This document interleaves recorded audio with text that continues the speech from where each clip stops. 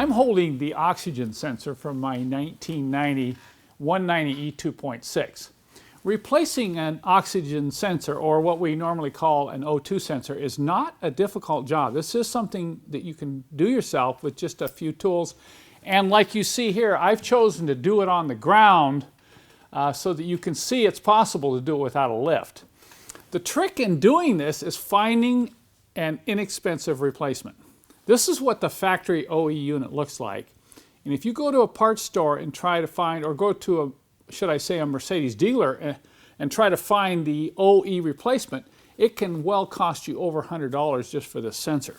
But it's possible to buy a Bosch universal 3-wire O2 sensor that is the exact same as the OE sensor for less than $50. But the problem is it doesn't have the same plug-in. You can see here, here's the universal one, and here's the OE factory one. So you can see there's a difference in length. There's also a difference in the style of plug.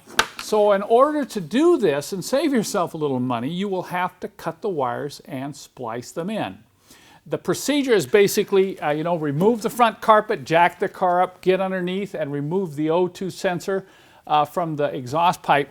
I like to use a special tool like you see here. Some of these get in there, they're really in there tough, and it's hard to get them out unless you have this special tool.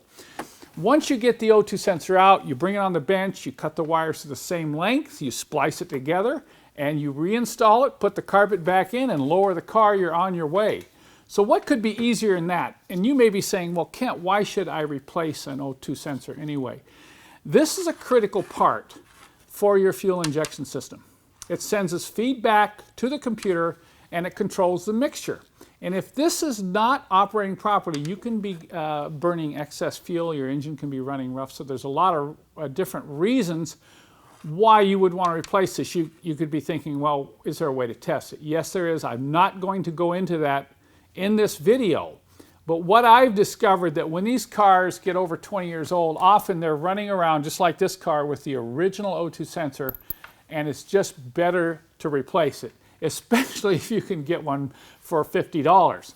Now, I offer a kit which includes the O2 sensor and some wiring adapters that you'll need, along with complete instructions how to get in there and remove this and install it yourself. So I would recommend, if you don't know the history of your O2 sensor in your 201 or 124 chassis, then just replace it.